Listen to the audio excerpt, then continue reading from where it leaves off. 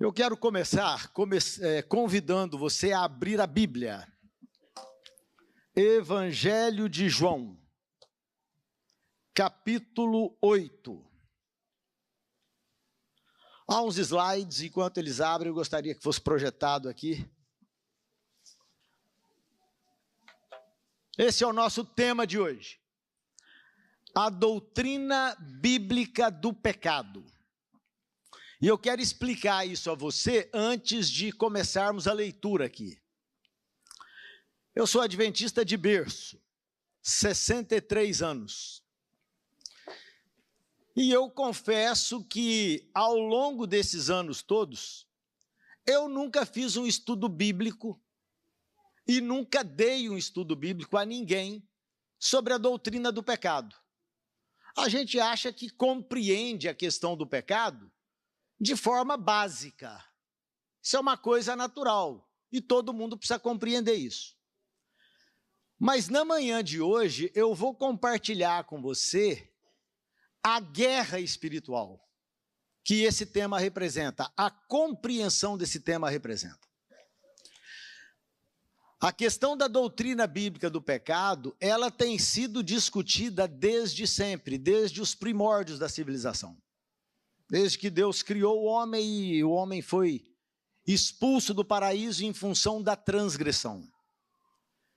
E você vai perceber que pelo menos nos últimos 2000 anos, a história da igreja cristã, esse assunto tem sido debatido de forma mais intensa em determinados momentos e de forma menos intensa em outros. Mas o assunto tem sido discutido sempre. Mas eu quero começar com a leitura do Evangelho de João, no capítulo 8. E antes de nós começarmos, feche seus olhos mais uma vez. Senhor, nós estamos com a Tua palavra aberta, e quando a Tua palavra está aberta, o Teu poder irrompe, porque o Senhor traz luz e ensino, e é isso que nós queremos. Maior compreensão da Tua vontade, para melhor servir ao Senhor. Fala com cada um dos adoradores nesta manhã, é o que nós pedimos em nome de Jesus. Amém. 8, verso 2 do Evangelho de João. E pela manhã cedo, voltou para o templo, e todo o povo vinha ter com ele, e assentando-se os ensinava. Em outras palavras, estar no templo era um costume de Jesus. Diversas vezes, quando estava em Jerusalém, ele ia para o templo. Aquela era a sua casa de ensino. Você vai se lembrar de Jesus no templo em vários momentos, e esse aqui é um deles. Então, nessa ocasião, verso 3, os escribas e fariseus, que compunham a elite religiosa, trouxeram-lhe uma mulher apanhada em adultério. Qual era o objetivo? Eles queriam experimentar Jesus. Eles queriam que Jesus condenasse a mulher ao apedrejamento. Por que razão?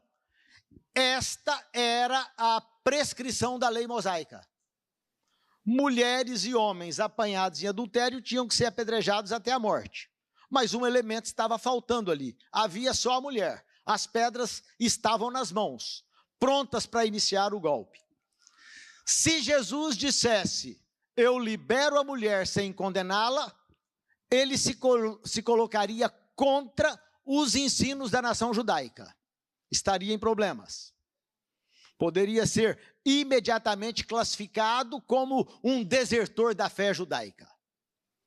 Por outro lado, se Jesus condena aquela mulher ao apedrejamento e morte, ele estaria com sérios problemas em relação ao Império Romano, que naquele momento dominava os judeus. E quem comandava a legislação de forma superior ao judaísmo de então eram os romanos, era a nação de Roma. Então Jesus não podia fazer uma coisa nem outra, porque senão ele estaria em problemas. E quando eles insistem, Jesus diz o que está no verso 7. Aquele que dentre vós está sem pecado, seja o primeiro que atire uma pedra contra ela. Verso 9. E quando ouviram isso, saíram um, a começar pelos mais velhos até os últimos. Restaram apenas Jesus e a mulher que estava no meio. Endireitando-se, Jesus, e não vendo ninguém mais do que a mulher, disse-lhe: mulher, onde estão aqueles teus acusadores? Ninguém te condenou? E ela disse: ninguém, Senhor. E disse-lhe Jesus: eu também não te condeno. Mas hoje, eu quero me demorar um pouco mais no final desse texto.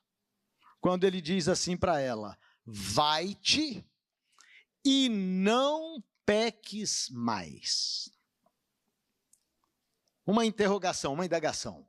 Será que Jesus estava determinando àquela mulher que fosse e tivesse diante de si uma ordem que não poderia ser cumprida?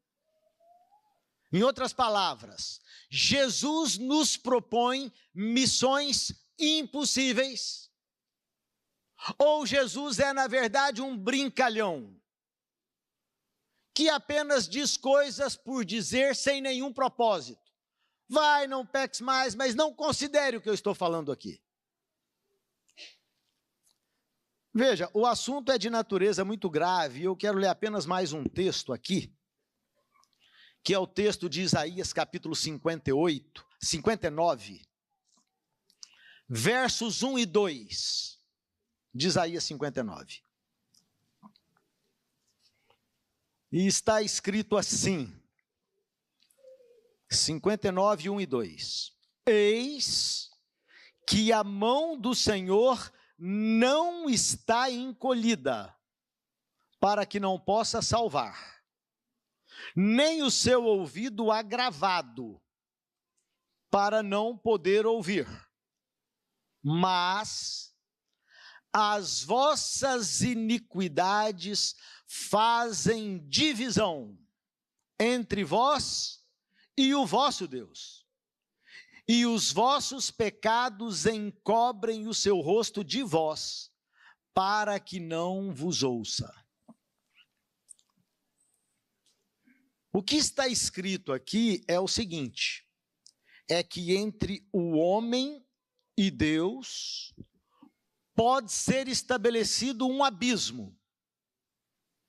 E esse abismo se estabelece por causa do pecado. Então veja, se existe alguma coisa no cosmos, no universo inteiro, que pode efetivamente nos afastar de Deus, e isso é o pecado, nós precisamos saber em detalhes o que é o pecado. O que isso significa de fato. E para desafiar vocês a essa compreensão, eu tenho aqui uma pergunta, duas perguntas na verdade. E isso aqui vai extrair de você uma resposta, de acordo com o seu entendimento. Veja, primeira questão: alguém peca porque é pecador? Ou alguém é pecador porque peca? Parece um trocadilho, mas isto não é uma brincadeira. Esta é uma questão séria. A primeira questão: alguém peca porque é pecador?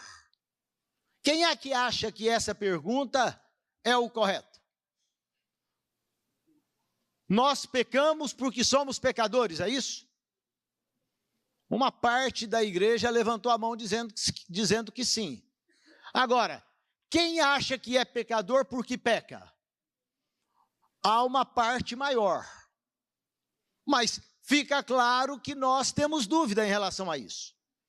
A primeira questão está dizendo o seguinte, que nós apenas pecamos porque o pecado é algo que está inerentemente colocado dentro de nós. Então, a consequência de sermos quem somos e o que somos, nos leva ao pecado. Isso é o que está dito a questão primeira. A questão segunda diz o seguinte, não, o pecado não é algo que é inerente ao ser humano, mas quando o ser humano, de alguma forma, desobedece a Deus, então ele peca. São duas afirmações completamente contraditórias. Agora, você precisa saber que esse assunto aqui, ele está sendo discutido desde o início da fé. Por exemplo, na fé cristã, houve um momento em que os discípulos fazem uma pergunta, que em última análise, tinha que ver com essa questão. Nós estudamos isso na lição dessa semana. Quando os discípulos chegam para Jesus e dizem assim, Senhor, nós temos uma dúvida, como é que esse sujeito já nasceu cego? Quem é que causou isso? Foi o pecado de quem? É o da criança, é o do bebê que nasceu ou é dos pais dele? Naquela oportunidade, Jesus nem entrou no assunto, na questão que eles perguntaram. Jesus passa da pergunta e diz assim, olha, nesse homem vai se cumprir um glorioso projeto de Deus. Mas Jesus não dá a resposta ali. Mas esse assunto continua sendo discutido. Esta, por exemplo, é a posição de Agostinho de Hipona. Quem foi esse sujeito? Esse sujeito nasceu logo ali atrás. Ele nasceu no ano 354. Já faz uns séculos. E esse sujeito, que se converte já com uma certa idade, e havia sido influenciado pelo pensamento grego-romano, ele chega a essa conclusão. O que ele está dizendo aqui é que o pecado está dentro de nós desde que nós nascemos. Ele diz assim, Deus, portanto, condena o homem por causa da falha e desonra da sua natureza. Ou seja, pecado para Agostinho é aquilo que nós somos em essência. Nós já nascemos nesse mundo, nós somos dados à luz como pecadores, independente do que nós façamos. Esse é o pensamento de Agostinho. E aí você entende por que é que os nossos irmãos católicos batizam bebês. Porque aquela criancinha, embora não tenha tido nenhuma oportunidade, nenhuma consciência, nenhuma compreensão da vida ainda, eles pensam, como o pecado está intrinsecamente posto no âmago do ser, então essa criancinha precisa ser imediatamente batizada quando nasce. Porque se ela morrer, ela estaria condenada à morte eterna, porque o pecado é algo inseparável dela. Esse era o pensamento dele. Veja, o pensamento de Agostinho colocado de forma mais moderna no Catecismo, de 1998, a página 115. De que maneira o pecado de Adão se tornou o pecado de todos os seus descendentes? A resposta, o gênero humano inteiro é em Adão, sicut unum corpus unius hominis, que significa, como um só corpo de um só homem. Em virtude desta unidade do gênero humano, todos os homens estão implicados no pecado de Adão. Ou seja, o que esse pensamento diz é que quando Adão pecou, ele contaminou todos os seus descendentes e os condenou à morte eterna. Isso é o que pensava Agostinho, e esse assunto foi disseminado para o mundo cristão inteiro. Quase que a totalidade do mundo cristão pensa em algum nível como Agostinho. Mas já nos seus dias, Agostinho de Hipona, que era uma cidade na África. Ele vai ser confrontado por Pelágio, da Bretanha. Agostinho nasce em 354 e Pelágio nasce em 350, 4 anos antes. E eles vão morrer quase que à mesma idade. Agostinho morre aos 76 e Pelágio morre aos 73. E Pelágio dizia: não, o homem não é pecador porque nasceu com essa característica. O homem só se torna um pecador quando ele comete o seu primeiro erro. A criança não nasce intrinsecamente condenada, desde o seu momento inicial. Então, para saber que posição está certa, que posição está errada, nós precisamos saber o que é pecado à luz da Bíblia. Veja, esse assunto, ele vai continuar sendo discutido. Quando chega a reforma do século XVI, nós continuamos tendo uma guerra teológica sobre esse assunto. Porque você vai tomar, por exemplo, João Calvino, que foi um grande reformador francês, e ele vai ter uma guerra direta com o grande pensador, o grande teólogo holandês, que é Jacob Arminius. Calvino diz: olha, como todo mundo nasce condenado porque o pecado está no âmago do coração, então, para ser possível Deus salvar alguém, só tem um mecanismo: Deus tem que eleger uns poucos aí, e esses poucos vão para o céu independente da vontade deles. Porque Deus vai forçar neles o evangelho de tal maneira que eles serão obrigados a aceitar. Não há outro jeito de ser salvo. E Arminius dizia: não é nada disso. Eu penso é como Pelágio. Então esse assunto se tornou uma guerra dentro do mundo cristão. Mas a Bíblia diz isso: todo aquele que pratica o pecado também transgride a lei, porque o pecado é a transgressão da lei. Aí, para resolver esse problema, o que eu fiz? Eu pensei assim: só tem um jeito da gente estudar a Bíblia, que é o jeito como a gente ensina a Bíblia para todos aqueles para quem a gente dá um estudo bíblico, que é a ordem que está lá em Isaías 28:10.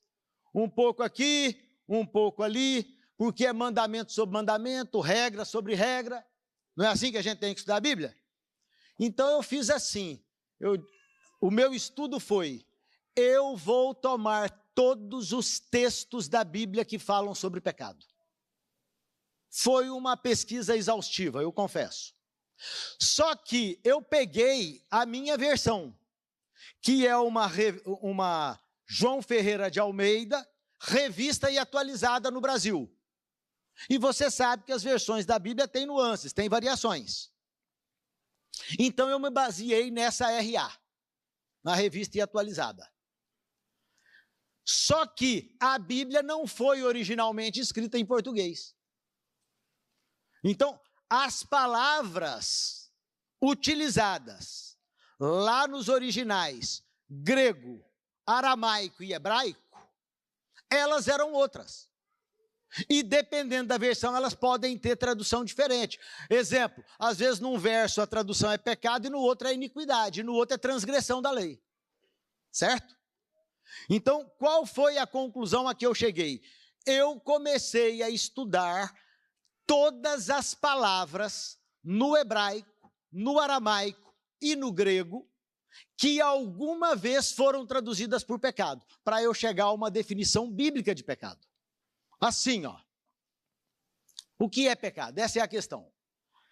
Bom, a palavra Achã, ela é traduzida, ela é a palavra 0817 da Bíblia.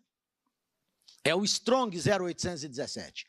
Essa palavra vai aparecer no original hebraico 41 vezes.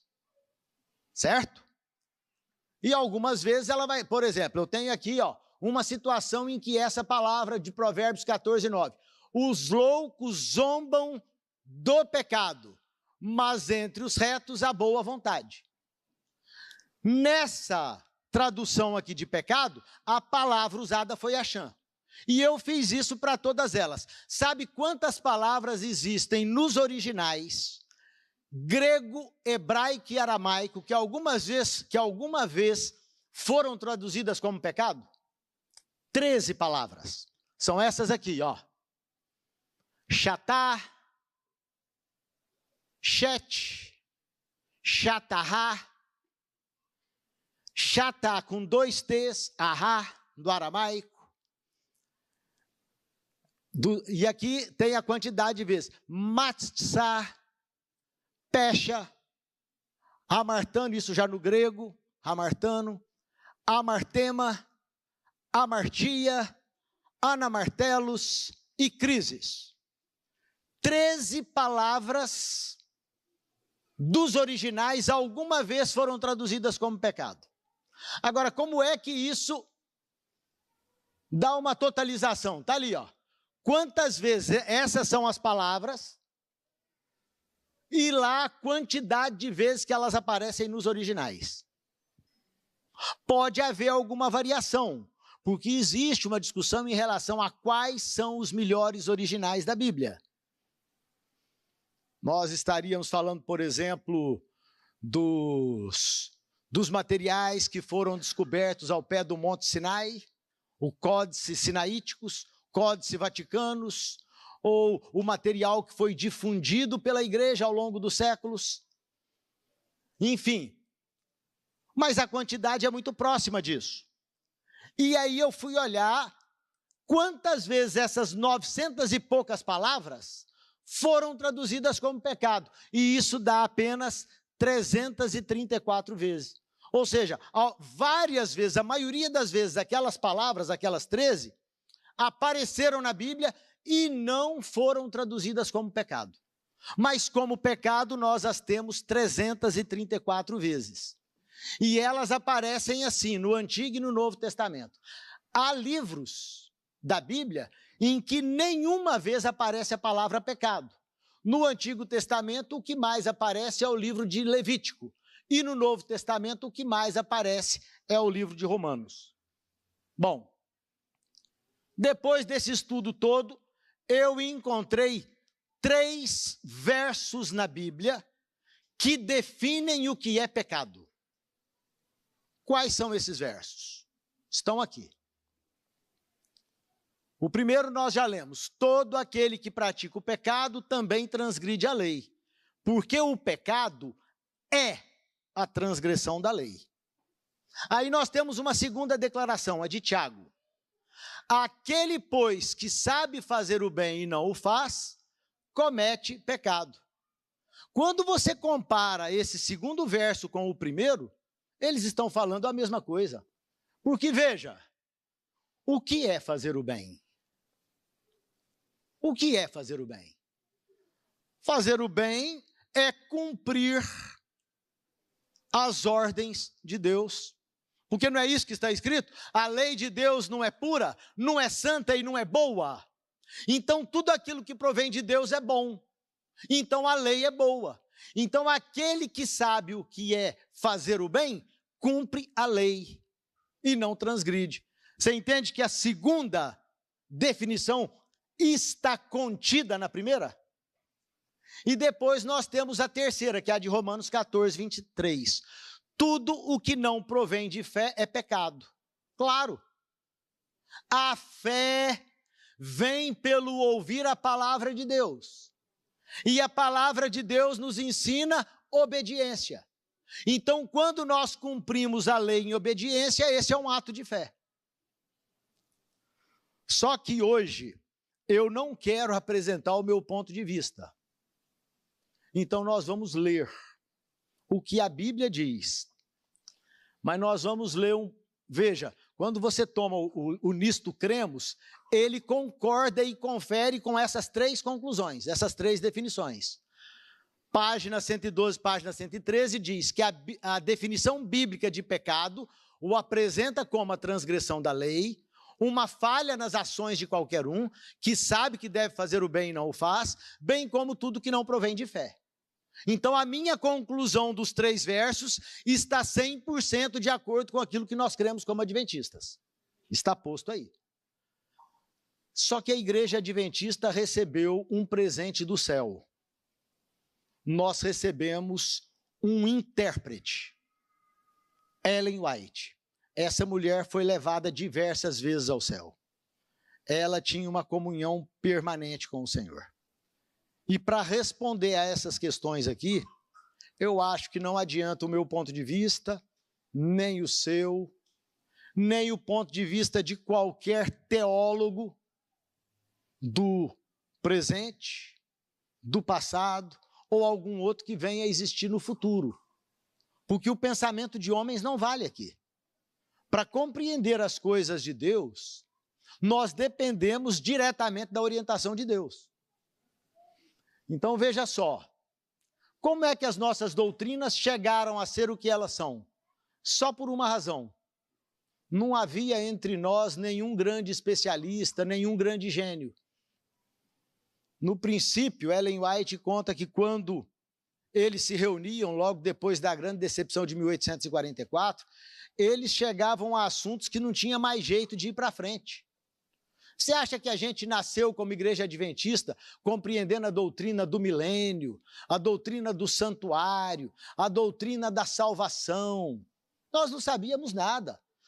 A doutrina da Trindade. Os nossos pioneiros vieram de diversas confissões de fé diferentes e eles tinham dúvidas em tudo. E quando eles se reuniam, diz ela, e passavam às vezes noites e dias inteiros estudando, e chegavam a essas posições em que não tinha como ir para frente, sabe o que acontecia? Ela diz, eu era tomada pelo Espírito de Deus.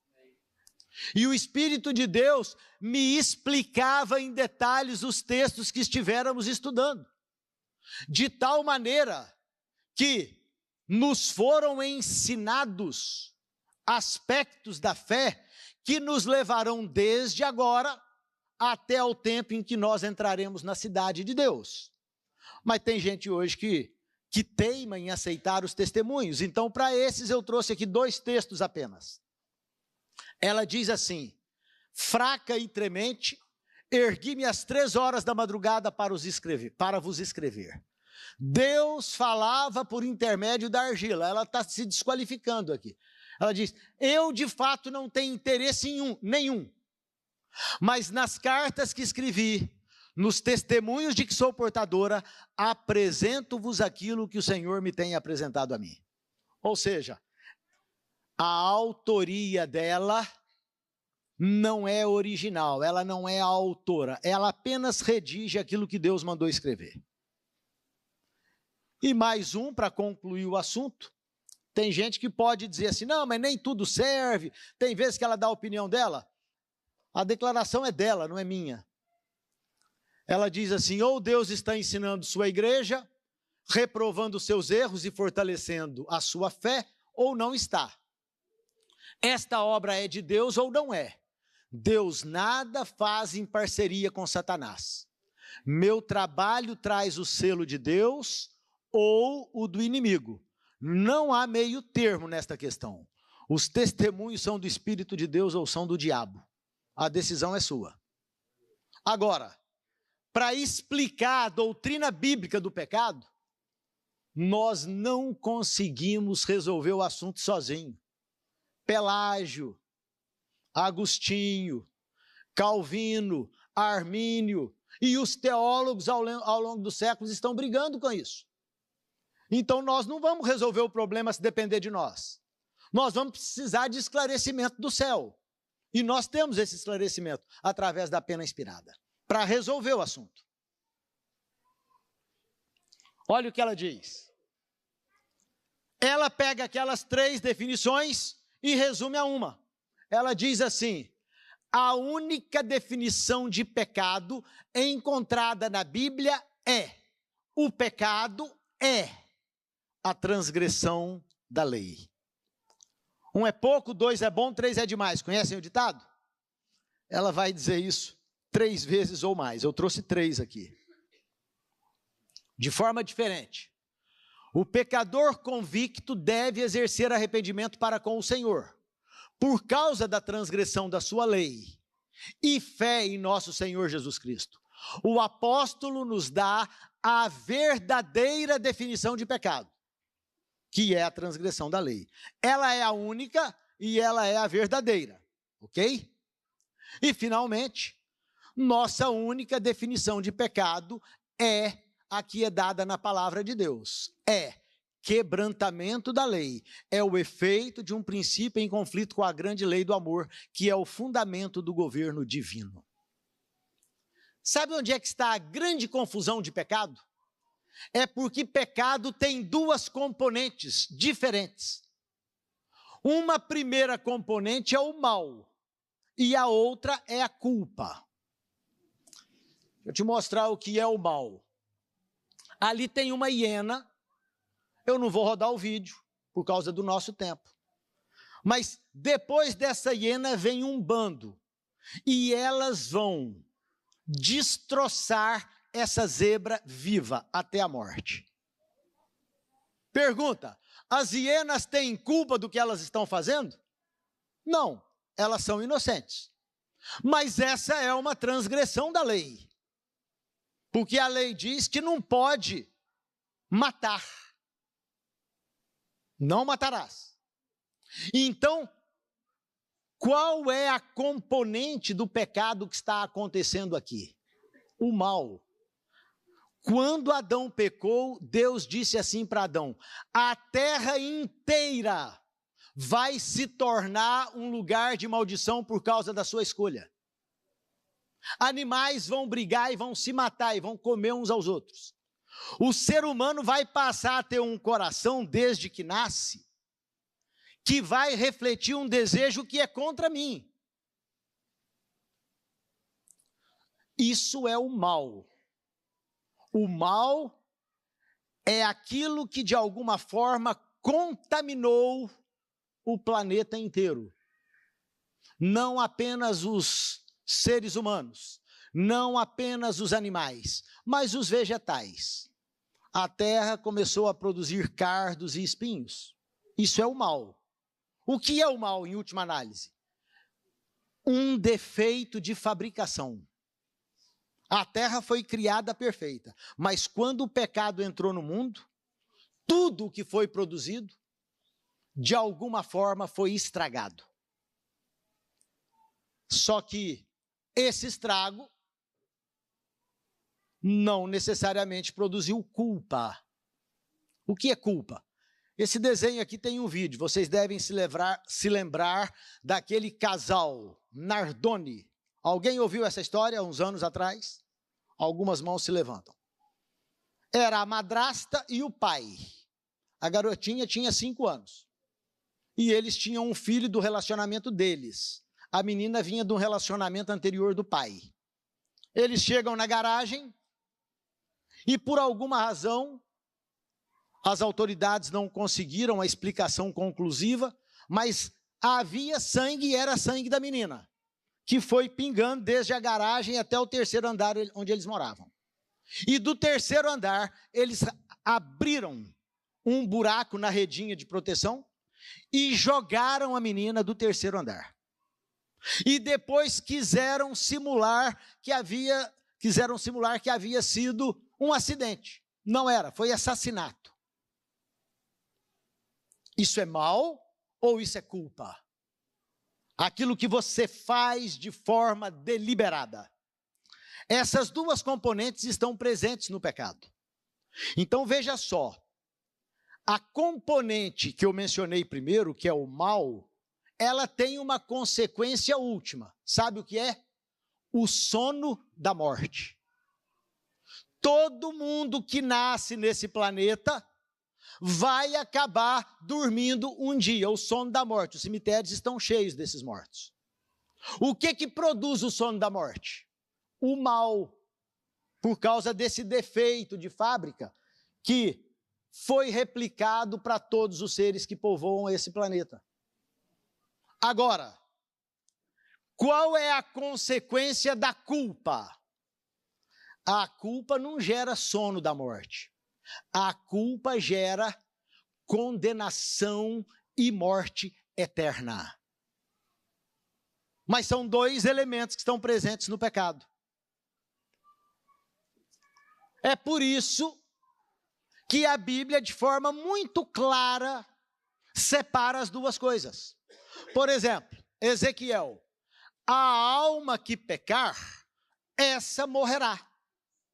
O filho não levará a iniquidade do pai, nem o pai levará a iniquidade do filho. A justiça do justo ficará sobre ele, a impiedade do ímpio cairá sobre ele. No reino dos homens, isso é naturalmente compreendido. Imagine, o seu filho matou alguém. É você que vai para a cadeia? Não. Quem comete o erro é que paga o preço. Então, quando Adão pecou lá atrás, ele não pode me condenar à morte eterna. Ele paga o preço dele, eu pago o meu, e cada um de nós pagamos o nosso próprio preço. Nós não fomos condenados à morte eterna por Adão. Agora, Adão, de alguma forma, transmitiu o mal para todos nós. Há doenças que são genéticas, câncer, diabetes, tantas outras. Pai pode transmitir para o filho, mas, ou seja, o que é que nós transmitimos para os nossos filhos? Nós transmitimos o mal, mas nós não transmitimos a culpa. A culpa cada um responde por si. Alguns vão dizer assim, não, mas a Bíblia tem alguns textos aí que vão dizer que o pecado é inerente. Será? Vamos tomar esse aqui. Pelo que como por um homem entrou o pecado no mundo e pelo pecado a morte, assim também a morte passou a todos os homens porque todos pecaram. Pergunta, de que morte Paulo está falando? Do sono ou da morte eterna aqui? Vou te dar um comentário, que é um comentário marginal na versão King James de 1611. Olha só, os biblistas se dividem.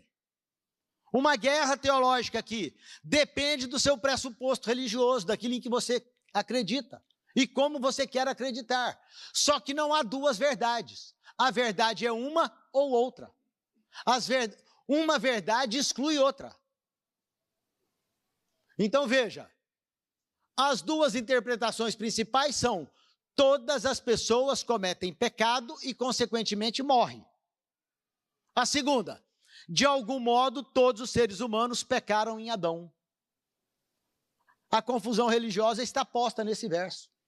Tem gente que pensa de um jeito, tem gente que pensa de outro. Mas, e esse outro? De Salmos. Eis que em iniquidade fui formado e em pecado me concebeu minha mãe. Eu nem vou comentar o meu ponto de vista, mas o comentário bíblico adventista vai fazer isso por nós. Olha só, Davi reconheceu que as crianças herdam a propensão para a maldade. Não é culpa, é para a maldade. Ezequiel, reafirmando o que já foi dito: eis que todas as almas são minhas, como a alma do pai, também a alma do filho é minha. A alma que pecar, essa morrerá. Qual é a componente das duas que caracterizam o pecado que está posta aqui? Culpa ou mal? Culpa. A alma que for culpada é que morre eternamente. Agora, vamos ouvir a Pena Inspirada explicando esse assunto para a gente terminar o culto. É inevitável que os filhos sofram as consequências das más ações dos pais, mas não são castigados pela culpa deles. Não tem como ser mais claro. Se o pai era fumante, usuário de drogas em algum nível, o filho pode ser afetado. Mas o filho não é condenado pelo que o pai fez. É isso que está dizendo a Pena Inspirada. Veja, a não ser que participem de seus pecados, é que eles seriam castigados. Más tendências, apetites pervertidos e moral vil, assim como enfermidades físicas e degeneração, são transmitidos como um legado de pai a filho até a terceira e quarta geração. Nós podemos transmitir o mal, mas nós não transferimos a culpa. Veja, porque se pecarmos voluntariamente, depois de termos recebido o conhecimento da verdade, já não resta mais sacrifício pelos pecados, mas uma certa expectação horrível de juízo e ardor de fogo que há de devorar os adversários. Quem são os adversários? Aqueles que transgridem a lei, aqueles que cometem pecado, aqueles que estabelecem um abismo entre eles próprios e Deus. Entende? Não existe, se você sabe que alguma coisa é errada e insiste em fazê-la, o que o texto está dizendo é que o pecado voluntário chega a um momento que Deus não pode perdoar mais. Porque você já não vai ouvir a voz de Deus. Isso é o pecado contra o Espírito Santo. João escreve: meus filhinhos, estas coisas vos escrevo para que não pequeis. Será que a Bíblia está insistindo em algo impossível? E se alguém pecar ocasionalmente, isso está implícito na frase, nós temos um advogado para com o Pai. O que encobre as suas transgressões jamais prosperará, mas o que confessa e deixa, esse é que tem misericórdia. Romanos: assim também considerai-vos como mortos para o pecado, mas vivos para Deus. Em Cristo Jesus nosso Senhor. Portanto, o pecado não pode reinar no corpo. Então vamos dar uma paradinha aqui. O que esses textos nos disseram até agora é o seguinte: que nós não somos pecado por natureza, que é o que propõe Agostinho. Não somos. Que é o que propõe Calvino. Não somos pecado por natureza. Nós não nascemos condenados à morte eterna. Bebezinho, que está lá no hospital, acabou de nascer, não está condenado à morte eterna. Não. Ele nasceu com defeito de fabricação, porque ele não é como seria o projeto de Deus mais. Mas ele não tem culpa nenhuma, enquanto ele não cometer o seu primeiro pecado. Em outras palavras, nós só somos pecadores porque nós pecamos. Nós não pecamos porque, essencialmente, nós somos pecadores. Entende a diferença substancial? E aqui, a compreensão de pecado, ela é como se fosse a base de um edifício. Uma base. Diversas doutrinas da Bíblia vão ser construídas em cima do seu conceito de pecado. Por exemplo, é possível alguém ter vitória sobre o pecado? Se for algo inerente, não. Mas se for apenas o resultado de uma escolha, a resposta é sim. Como é que é o processo de salvação? Deus tem que forçar você a ele, ou é uma escolha em que você resolve fazer uma caminhada cristã e vai crescendo dia a dia como a luz da aurora? Escolha. Pecado é inerente ou é escolha? É escolha. Não há como discutir isso do ponto de vista da Bíblia e do Espírito de profecia. Agora, eu vou te dar alguns textos aqui fortes para a gente concluir. Vou começar com esse. Esse eu quero que você abra a sua Bíblia. É Tiago, capítulo 1. Porque esse texto é uma explicação detalhada do que é pecado.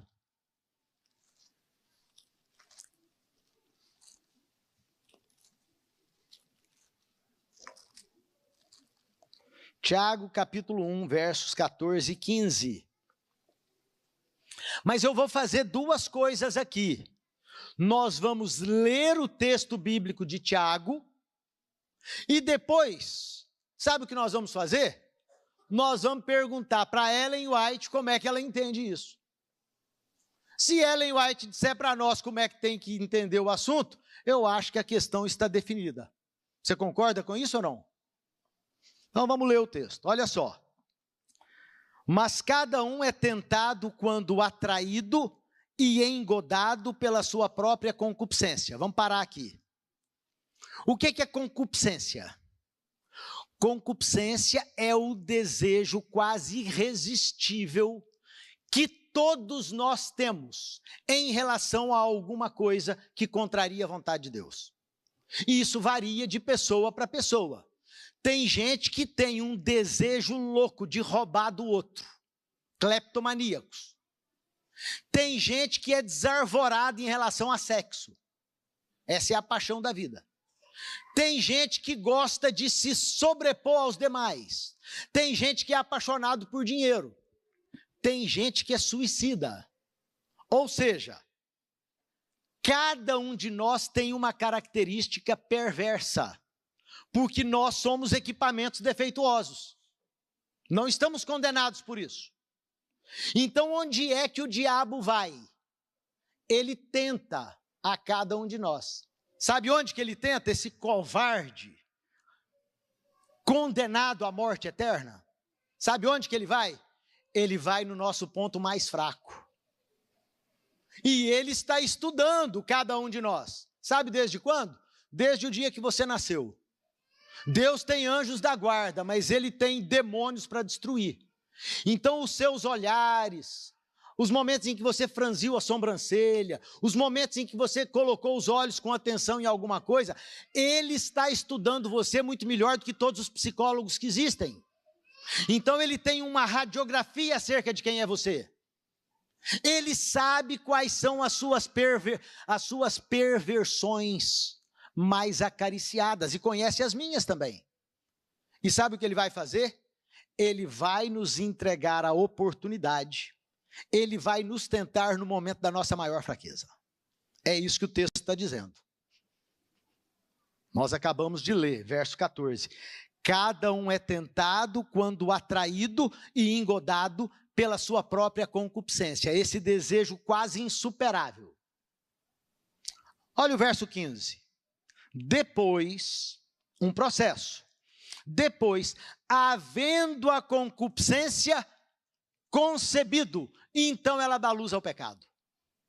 Ou seja, tentação não é pecado.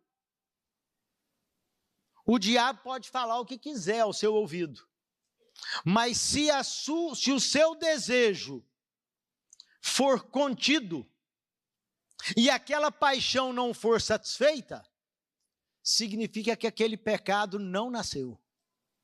Mas se ele nascer, você vai no texto e ele diz assim, gera morte.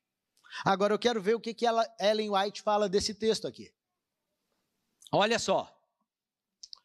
Um pensamento impuro tolerado, um desejo pecaminoso acariciado, e a pessoa é contaminada e sua integridade comprometida. Quando o diabo bate a porta com a tentação e você começa a flertar com a possibilidade de atender aquele seu desejo. Eu costumo dizer na minha classe o seguinte, ninguém mata na primeira vez que o vizinho estaciona o carro na frente da garagem. Mas dá raiva. Na segunda vez que ele estaciona, o sujeito pensa assim, eu vou matar. Se parar de novo, eu vou matar. Aí, de repente, você pensa, que loucura é essa? Eu matar, vou para a cadeia, vou desfazer minha família. Na quinta vez, quando ele parar de novo, você vai começar a estudar. Se você não cortar o pensamento, você vai começar a pensar como é que você esconde o corpo. O pecado é resultado de um planejamento. O adultério, o roubo, o assassinato, a transgressão do sábado, a desobediência nos dízimos. É resultado de um planejamento. Veja, depois havendo a concupiscência concebida, dá luz ao pecado, e o pecado sendo consumado gera morte. Agora, olha o que ela está dizendo. Se não quisermos cometer pecado, temos de evitar o seu princípio. Cada emoção e desejo tem de ser mantido em sujeição à razão e à consciência. Todo pensamento pecaminoso tem de ser instantaneamente repelido. Aí você diz assim, mas como? Está aí a resposta. Para a câmara de oração, seguidores de Cristo. Quando ele bater a sua porta, experimente isso, querido. Pode ser qualquer pecado. 10, 15 segundos de orações. E aquele pensamento se dissipa. porque ele não tem poder para forçar você. Mas vamos mais, isso é tudo parte de um texto só, já já eu chego no fim. Orem com fé e de todo o coração. Satanás está vigilante para lhes enlaçar os pés. Vocês precisam ter socorro do alto, se querem escapar dos seus ardis. Com fé e oração, todos, alguns, um ou outro, não, todos, podem satisfazer os requisitos do evangelho. Nenhum homem pode ser forçado a transgredir. É preciso primeiro obter seu próprio consentimento. A pessoa tem de propor-se a praticar o ato pecaminoso antes de a paixão poder dominar a razão ou a iniquidade triunfar sobre a consciência. Então isso é escolha. Veja, a tentação, por forte que seja, nunca é desculpa para o pecado. Clama ao Senhor se você está sendo tentado. Basta lançar-se desamparado e indigno sobre Jesus e reclamar-lhe a promessa. O Senhor ouvirá, Ele sabe quão fortes são as inclinações do coração natural e ajudará em cada ocasião de tentação. Mais que isso, olha que coisa séria. Há pensamentos e sentimentos sugeridos e despertados por Satanás, os quais molestam mesmo o melhor dos homens. Você sabe as coisas que às vezes passam pela cabeça. Eu sei. Coisas absurdas, diz, o que eu estou pensando? Que loucura é essa? Veja, mas se eles não são acalentados, se são repelidos como odiosos, a alma não se mancha com culpa. A culpa só acontece quando a lei é transgredida. Não é porque você nasceu cego. Não é porque você nasceu manco de uma perna que você vai ser condenado à morte eterna. É quando você transgride a lei. Porque a única definição de pecado é transgressão da lei. Só que você sabia que Paulo, lá em Atos, explica que o tempo da ignorância não é considerado, não é contado? Ou seja, tem muita gente aqui que foi batizada e está na igreja há alguns anos só, mas durante a vida inteira transgrediu o sábado sem saber que era pecado. Então nós não somos condenados pelo tempo da ignorância. Mas eu preciso te dizer uma coisa, alguém pagou o preço mesmo dos pecados da ignorância. Porque se você vai lá no livro de Levítico, onde há as prescrições para o sacerdócio, tinha uma ovelha que tinha que ser sacrificada permanentemente pelos pecados inconscientes. Cristo pagou até por eles, porque alguém tem que pagar o preço do erro.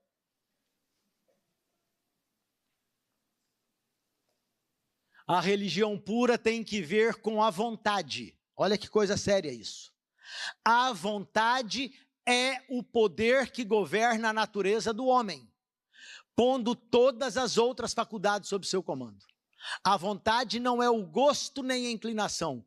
A vontade é o poder que decide, o qual atua nos filhos dos homens para a obediência a Deus ou para a desobediência. À vontade. Você obedece ou transgride de acordo com a sua vontade. Você sabe que frequentar determinados lugares é errado. Você frequenta a si mesmo? A decisão é sua, é a sua vontade que governa você. Ninguém está te obrigando a ir. Ninguém está te obrigando a usar determinadas coisas, determinadas substâncias, determinadas roupas, viver de determinada maneira. Não. Tudo é resultado da sua vontade, porque é você que é o arquiteto do seu próprio destino. A tentação mais forte não pode desculpar o pecado. Por maior que seja a pressão exercida sobre a alma, a transgressão é o nosso próprio ato. Não está no poder da terra, nem do inferno, compelir alguém a fazer o mal. Ninguém. Veja, Satanás ataca-nos em nossos pontos fracos, ele é um covarde, mas não é o caso de sermos vencidos. Por mais severo ou inesperado que seja o ataque, Deus nos proveu auxílio e não bata no peito, achando que você pode. Porque a salvação não é para a sua glória, não é para você se gloriar e se achar melhor que os outros. Ah, eu consigo, e ele não consegue, não. A força vem do Senhor. A força vem do Senhor. Para quem? Para quem quer. Veja, há muitos, olha que coisa séria aqui, há muitos que murmuram contra Deus em seus corações e eles dizem: nós herdamos a natureza caída. A natureza caída de Adão e, portanto, nós não somos responsáveis por nossas imperfeições naturais. Eles criticam os requisitos de Deus e reclamam que Ele exige o que eles não têm poder para dar. Já viu gente assim? Ah, Deus é exigente demais, eu não consigo fazer. Olha, esse tipo de comida, nunca. Querido, no seu ouvido, essa é uma decisão, é uma escolha deliberada sua, em todos os aspectos da vida. Perguntas, Ellen White é que está perguntando isso no texto. Que acusação você tem para fazer contra aquele que governa os céus? O que você tem a dizer contra o seu trato com você? O que é que você tem contra o seu governo? O que é que você tem contra as leis do Senhor? Se você tem alguma desculpa a oferecer por sua negligência em cumprir as condições nas quais sua salvação se baseia, agora torne-as conhecidas. Se você tem alguma desculpa para o pecado, para a impenitência, para a cobiça ou para a sensualidade, você tem permissão para dar as suas razões. Mas em sua condição caída, Deus diz: eu não enviei ajuda? Sim, enviei meu filho, que era igual a mim, para que ele pudesse viver um exemplo na terra e morrer pelas transgressões do homem, para que você não cometesse erros ou falhas na obtenção da vida eterna. Ou seja, eu mandei um exemplo. Você acha que é injusto com você? Foi muito pior com o meu próprio filho. Ninguém jamais foi tentado como ele. Ele era o grande esteio do universo todo. E ele foi tentado e hostilizado como nenhum outro. À medida em que vemos a condição da humanidade hoje, levanta-se na mente de alguns a questão: é o homem por natureza totalmente e completamente depravado? Ele está arruinado e sem esperança, como propõe João Calvino? Como propõe Agostinho de Hipona? Não, não está. Nós não somos condenados à morte porque nascemos nesse mundo. Defeituosos, é verdade, mas não culpados. O Senhor Jesus deixou as cortes reais e, tomando a nossa natureza humana, viveu uma vida como cada homem pode viver, se seguir o seu exemplo. Como é que Jesus conseguiu vencer as tentações? Não é porque ele era a divindade? Não, ele era como você e eu. Agora, como é que ele fez para vencer? Noites inteiras em oração. Você quer ser vitorioso sobre o pecado? Na luta da vida? Tenha comunhão mais intensa com o Senhor. É isso que está escrito, irmãos. Não tem como apagar, porque está escrito.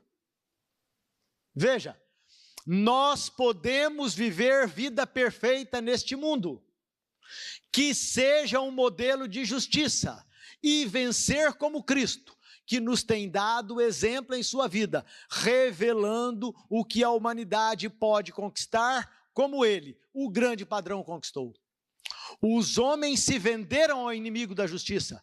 Cristo veio ao nosso mundo para viver como exemplo aquilo que a humanidade deve viver, como condição para garantirem a recompensa celestial. Os homens não podem resgatar-se a si mesmos, deles mesmos nada podem fazer de bom, mas há um caminho de escape. Quando o homem pecou, Cristo se ofereceu para ser seu substituto e garantidor, a fim de proporcionar um meio pelo qual a raça culpada pudesse retornar à lealdade. Cristo tomou a humanidade e passou pela vereda onde Adão tropeçou e caiu. Sem se desviar da sua lealdade, ele enfrentou as tentações com as quais o homem é assediado e demonstrou de forma plausível e esperançosa que os pecadores podem ser libertos dos seus pecados. Porque ele venceu, ele provou para o universo inteiro que todas as acusações do diabo eram uma balela. A gente só precisa entender isso aqui. Tem gente que tem a maior dificuldade de entender como é que Cristo pode ser igual a gente. O cérebro de Cristo é igual ao nosso. Nada mudou. Mas por que a Bíblia diz que ele só era semelhante?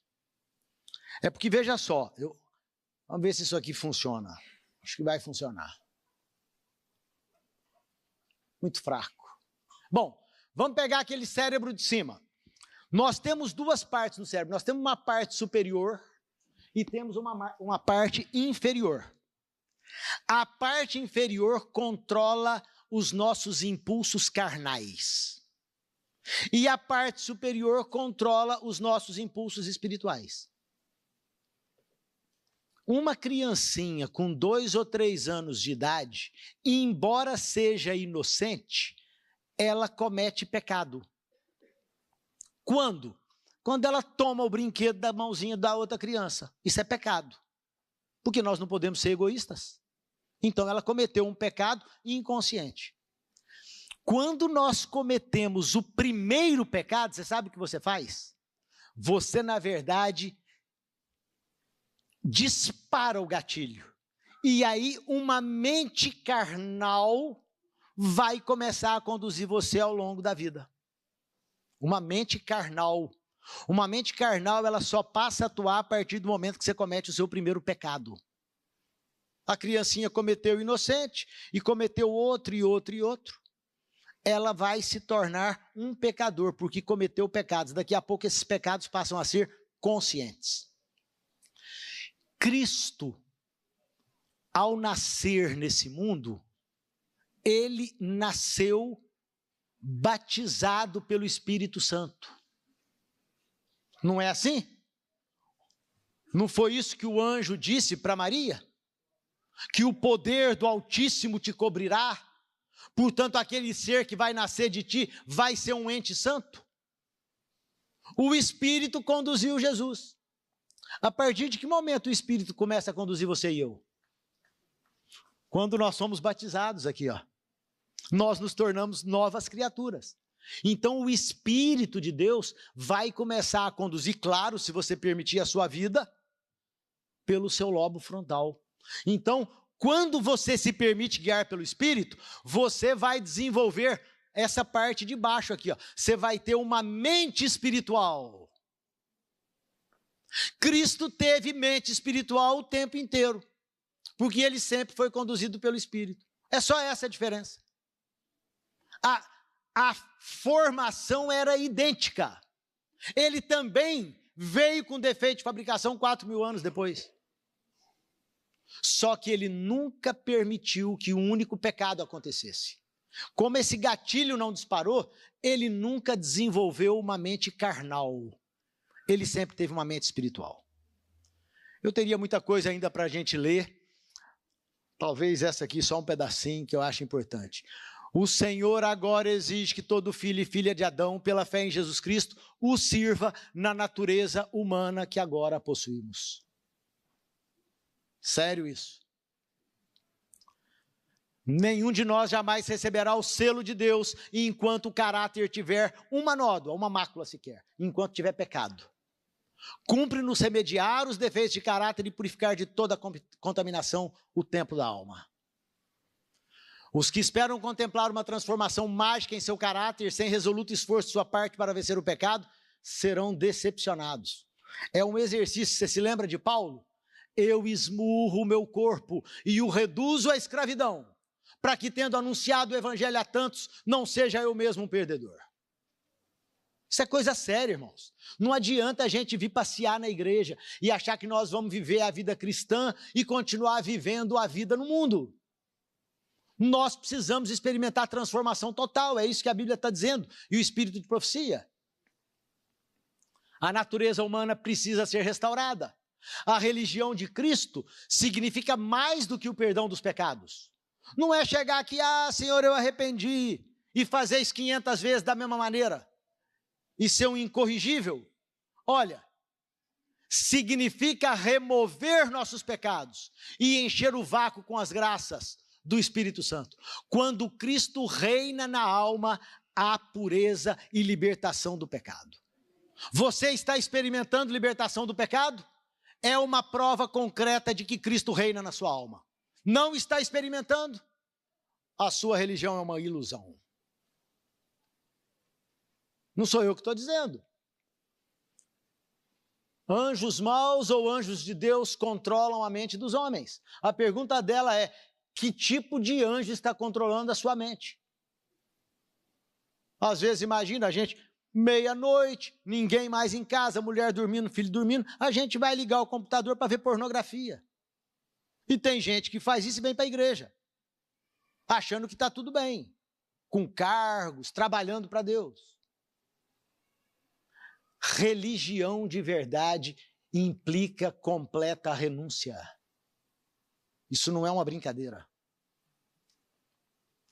Mediante o cultivo de justos princípios, pode o homem alcançar a vitória.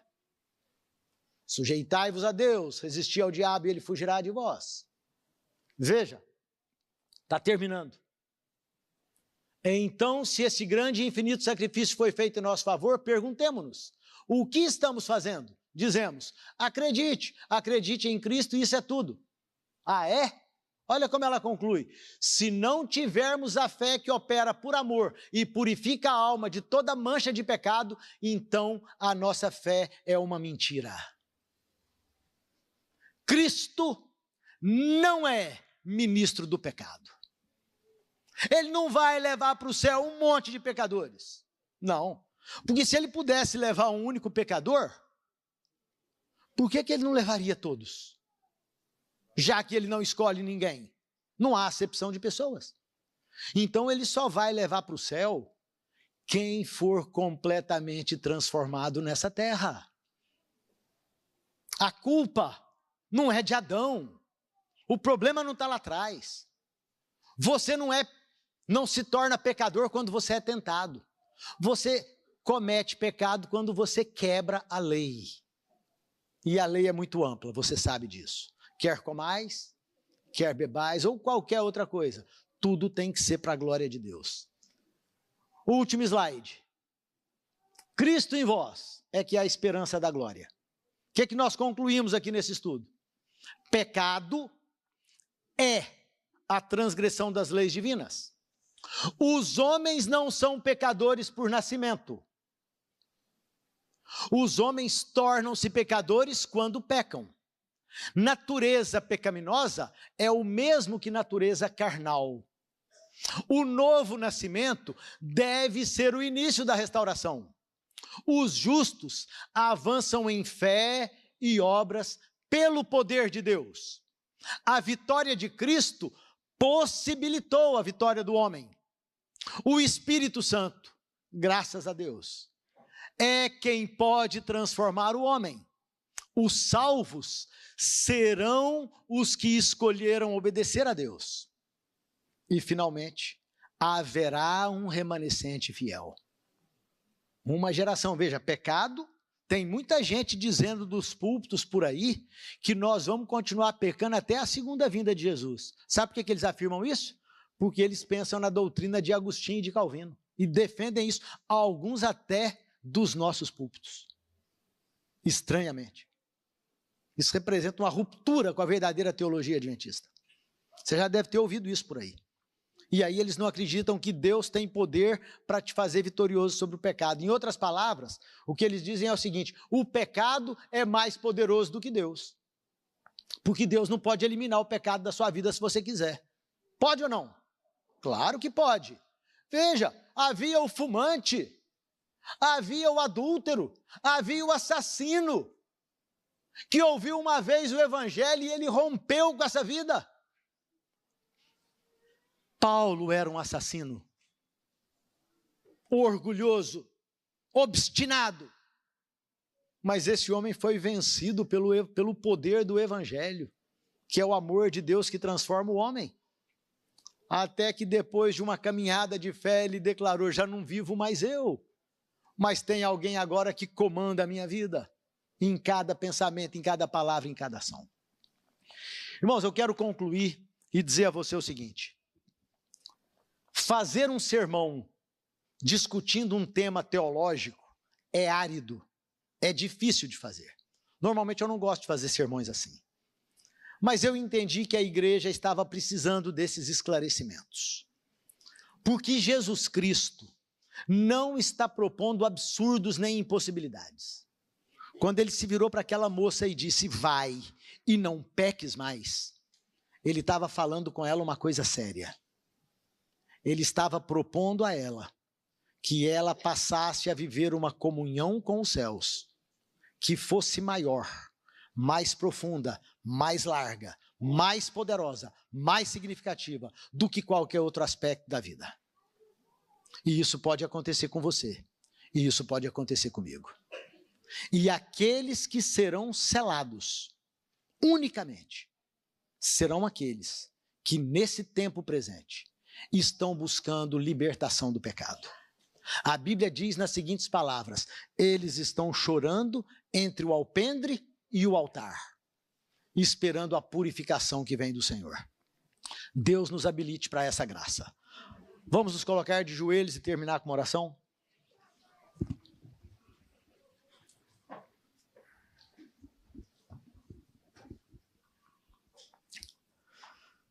Pai querido e amado, nós queremos ser fiéis. É claro que quando olhamos para o espelho e nos enxergamos, nós vemos defeitos que parecem insuperáveis. Mas a tua graça, a tua vitória, são certezas maiores do que o nosso fracasso. E é por isso que nós colocamos as nossas vidas nas tuas mãos. Porque o Senhor pode realizar o milagre. O teu Espírito tem poder para atuar em nós. Porque nós ofertamos ao Senhor o nosso coração e a nossa mente. Então, pelo teu poder, purifica, transforma, renova, refaz. Nós queremos ser novas criaturas, porque o Senhor vivendo em nós é que é a nossa esperança de glória eterna. Nós dizemos estas coisas confiando nos méritos eternos do nosso bendito, querido, invencível, incomparável Salvador, o Senhor Jesus Cristo. Amém, Pai. Amém.